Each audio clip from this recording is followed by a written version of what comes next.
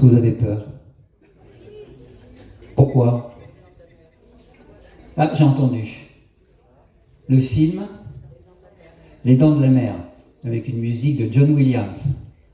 Alors, quand John Williams a présenté à Steven Spielberg sa musique, il a dit « Steven, je vais te montrer ma nouvelle musique de film pour Les Dents de la Mer. Il y a 2 doigts. »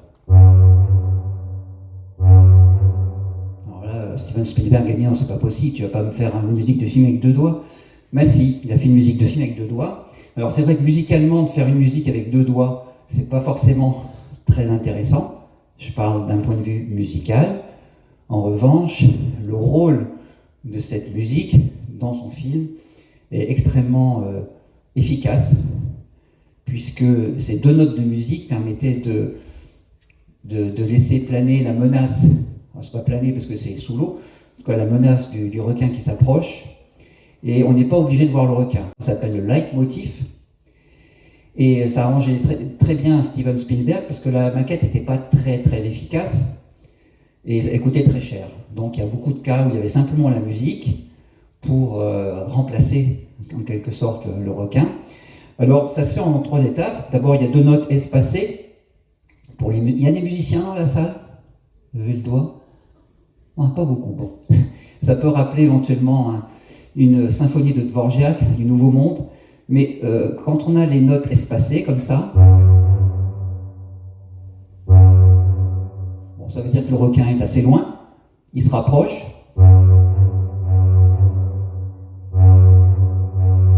Et puis là maintenant, là, il est sous la coque du bateau.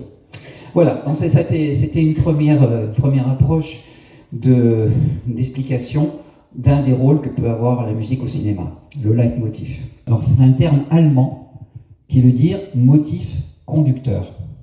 Alors ça a été expérimenté par les compositeurs romantiques Hector Berlioz et Carl Maria von Weber au XIXe siècle, mais ça a surtout été développé et exploité dans les opéras de Richard Wagner. Alors prenons un exemple très clair. Une scène vide sur un opéra. Vous avez un homme qui rentre, et en même temps que cet homme rentre, il y a un thème musical. Ok. Ultérieurement, dans l'opéra, la scène est vide, l'homme rentre, et la même musique se fait entendre. Bien évidemment, on n'est pas stupide, on comprend que ce thème musical est associé à cet homme. Ultérieurement dans l'opéra, l'homme n'est pas présent, il y a 2 femmes sur scène, mais on entend le thème musical de l'homme. Et là, tout de suite, on va avoir un agrandissement de la dimension de cette scène, aussi bien au sens propre qu'au sens figuré.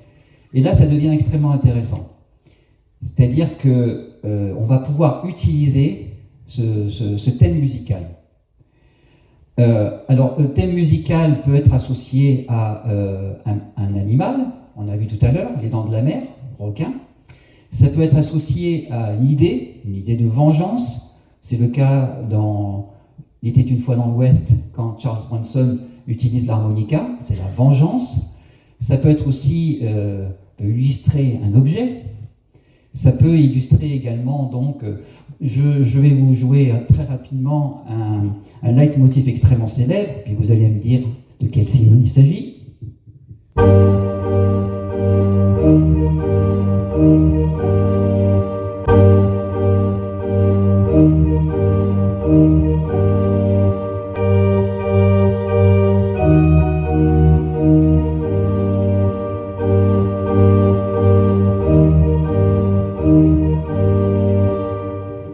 Verdict,